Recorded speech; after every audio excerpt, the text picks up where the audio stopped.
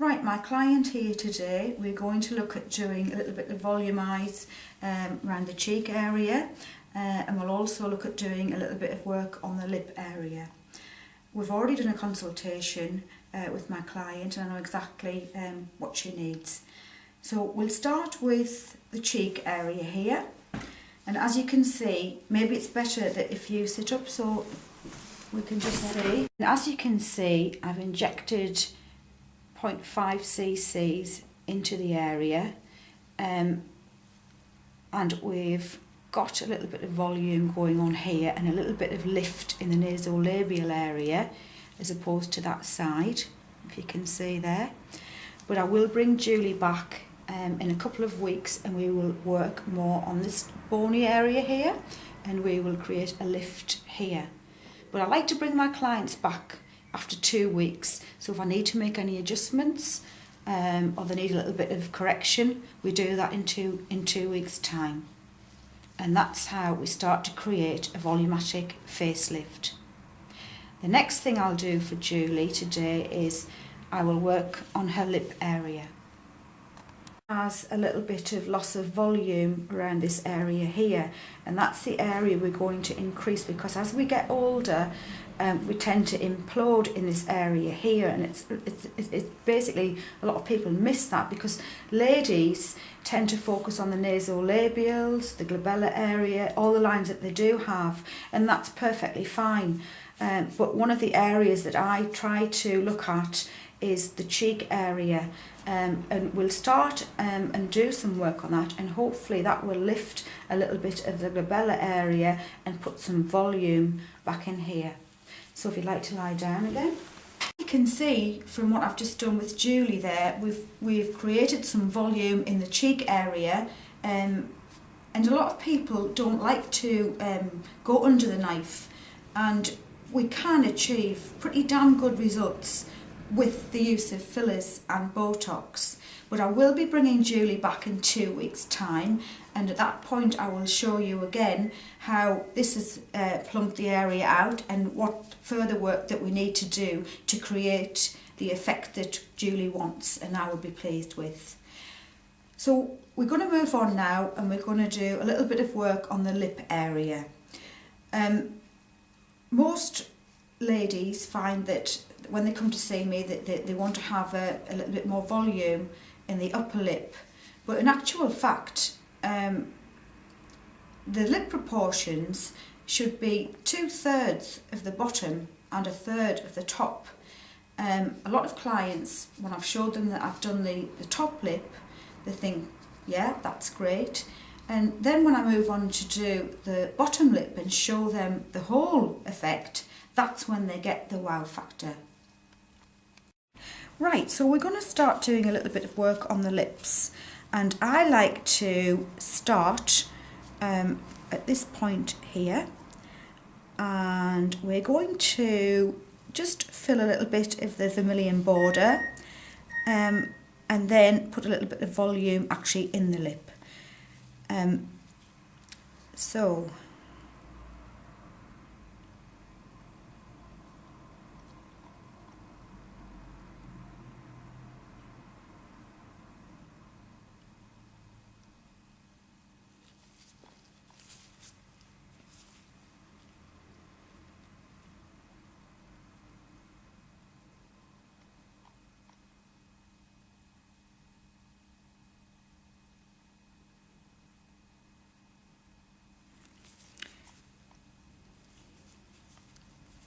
now that's feeling really, really nice.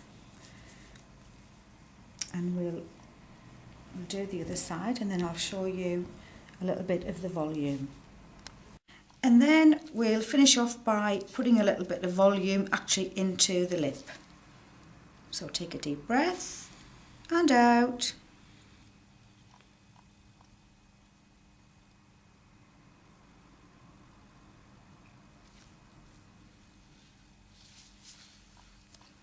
And again, deep breath.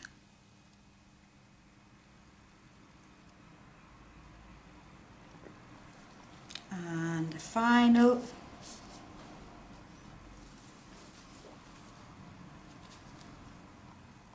Deep breath.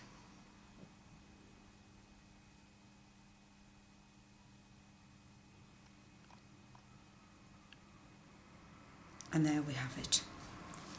So there I've completed Julie's top lip, and obviously yes, it's a little bit swollen, but that would be a really, really wow result. So we'll now move on to do the bottom, and we'll just put a little bit in the vermilion border. Take a deep breath. Just let your needle find the border. Start off in the centre, and then to each side, just giving a little bit of definition to the bottom lip.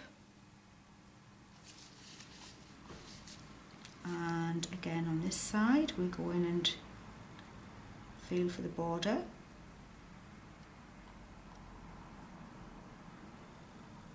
Lovely.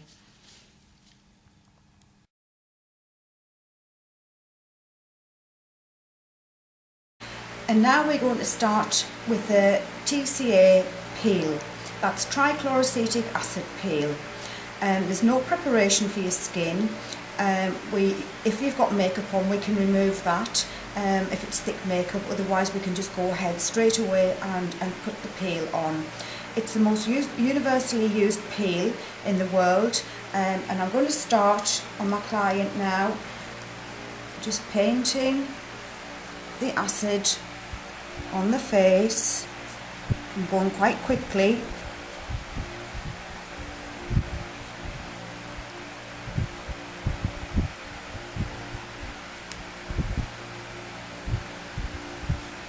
And cover the face.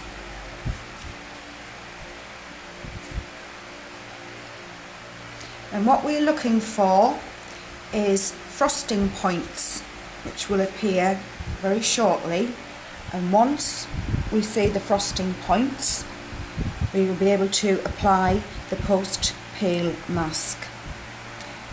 During the next week, the skin will not be protected from the sun, the UVA, UVB, so we must use a sunblock of at least 50.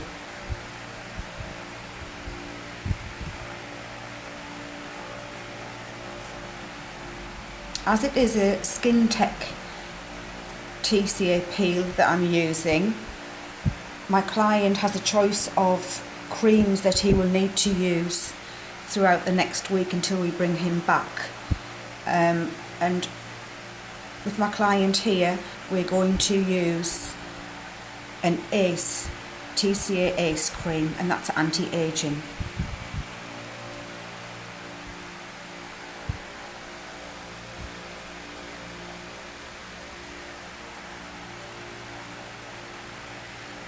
As I'm doing a full face on my client today, but in some circumstances we can just do a certain area.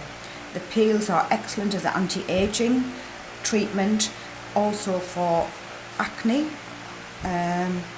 open pores, fine lines, hyperpigmentation.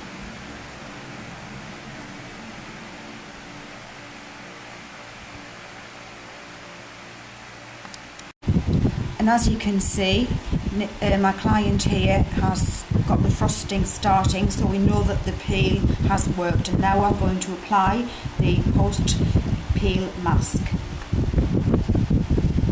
My client will shed the outer layer of his skin 2 to 5 days post-peel. I will ask him not to use water on his face until tomorrow morning, just leave it completely.